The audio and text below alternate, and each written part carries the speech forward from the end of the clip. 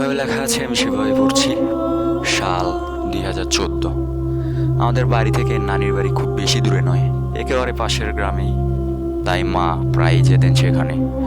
সেদিনও গেলেন আমাকে সঙ্গে নিয়ে। সারাটা দিন কেটে গেল আনন্দে, গল্পে আর হাসিতে।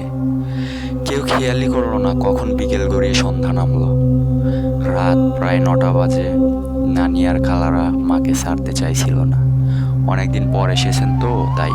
কিন্তু মা বললেন, না, আজই ফিরতে হবে। নানা একটু চিন্তিত হয়ে বললেন, চলো আমি পৌঁছে দিয়ে আসি। এখন তো অনেক রাত। গ্রামের লোকের কাছে রাত 9টা মানেই মাঝরাত। আমরা তিনজন, আমি, মা আর নানা, রওনা দিলাম বাড়ির পথে। রাস্তাটা নিস্তব্ধ, দূরে দূরে শুধু পোকামাকড়ের শব্দ আর মাঝে মাঝে কুকুরের ডাক। কিছু দূর গেলেই ধরা দেয় একটা পুরনো সেতু, নাম তার ঘোড়ামারা ব্রিজ। এই ব্রিজের নাম শুনলেই আজও গ্রামের লোকেরা কেমন যেন চুপে মেরে যায়।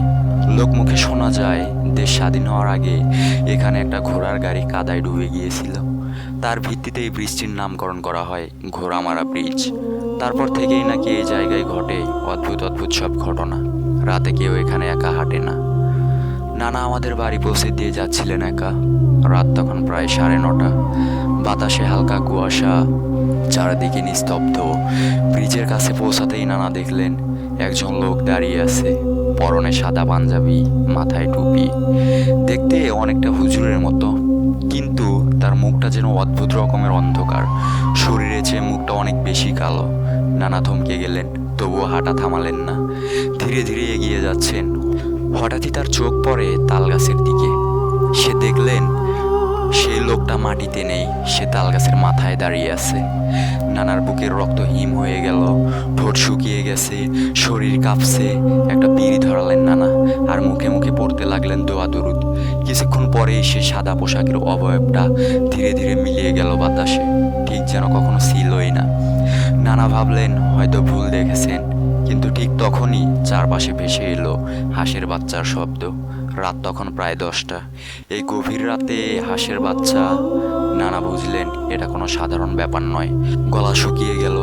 আর দেরি না করে আল্লাহ বলে চিৎকার করে দৌড় দিয়ে বাড়িতে পৌঁছেই দরজার সামনে ধপাস করে পড়ে জ্ঞান হারিয়ে ফেললেন নানা। চেতনা ফিরল পরের দিন সকালে। সব ঘটনা শুনে গ্রামের হুজুরকে ডেকে নিয়ে এলেন নানি। নানাকে একবার দেখেই হুজুর বললেন, আপনার কপাল ভালো ছিল। দোয়া দরুদ না পড়লে কাফির জিনটা আপনাকে ব্রিজের নিচে নিয়ে গিয়ে জীবন্ত দাফন করে দিত শয়তানের উদ্দেশ্যে, ক্ষমতা হাসিল করার জন্য। তারপর হুজুর পানি পড়ে দিয়ে নানাকে সকাল বিকেল খেতে বলল এবং রাতে বাইরে চলাফেরা করতে নিষেধ করলো। সেদিন থেকেই কেউ আর রাতে ঘোড়ামারা ব্রিজের পাশে যেত না।